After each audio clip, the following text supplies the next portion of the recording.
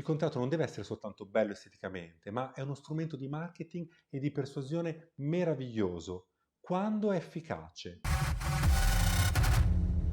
Viviamo in un momento molto critico. Tra pandemia e guerra c'è la corsa alle materie prime. Quali sono le tematiche che mettono in crisi l'azienda? 1. La risoluzione anticipata. 2. I ritardi nella consegna. E 3. I difetti di qualità. E ancora, quali sono invece gli errori fatali che vengono commessi? Vi faccio alcuni esempi. La trasmissione di informazioni riservate alla concorrenza, che talvolta queste informazioni avvengono proprio per colpa di contratti fatti male, dove c'è lo stesso fornitore che fornisce 1, 2, 3, 4 aziende concorrenti tra loro e passa anche involontariamente informazioni di natura riservata. 2. Il mancato esonero o la limitazione di responsabilità all'interno di un contratto di fornitura, che serve proprio per evitare problematiche connesse alla sua risoluzione o al suo inadempimento. 3. Per quanto riguarda i difetti di quantità e i diritti di prelazione che possono essere necessari andare a contrattare per tutta la parte che riguarda il riassortimento dell'ordine che è stato eseguito. E quante volte avete sentito sempre le stesse scuse?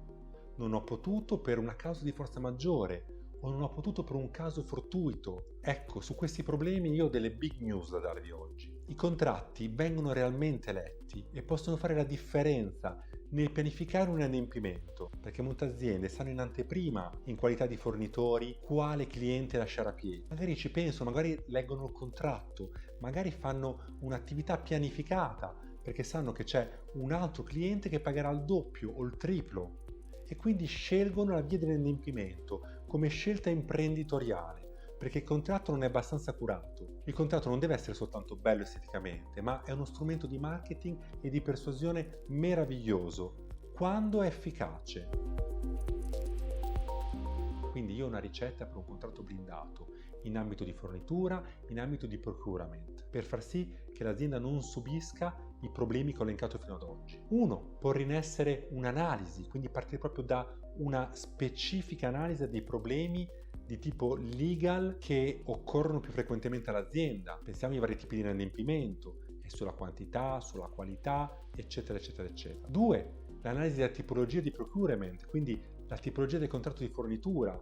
È una fornitura, una somministrazione, è un acquisto diretto, indiretto, come viene eseguito, ci sono dei software, si tratta di beni, si tratta di semilavorati, è un servizio, su cosa mi voglio approvvigionare. Queste informazioni sono fondamentali assieme all'attività di analisi. 3. Una valutazione del fornitore, dove si trova la solvibilità per sapere se in Italia, se in Europa o se nel resto del mondo. Devo saperlo per andare a porre il mio contratto come strumento che sia veramente persuasivo.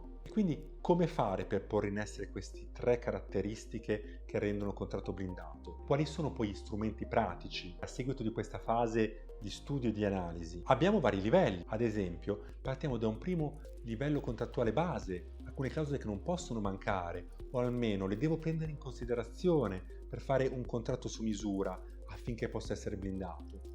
Quindi pensiamo a delle clausole penali, alle clausole di esclusiva, quelle di durata, le clausole di adeguamento progressivo, patti di riservatezza, patti di non concorrenza o clausole arbitrali o in generale clausole di gestione del contenzioso, per arrivare ad esempio al cosiddetto master contract. Questo tipo di clausole sono clausole che possono dare una prima concretezza al nostro contratto. Poi abbiamo un secondo livello più avanzato di clausole che è necessario valutare se inserire o meno, sempre per rafforzare il contratto di fornitura. Pensiamo a degli audit preventivi o successivi, audit che possono essere documentali o fisici.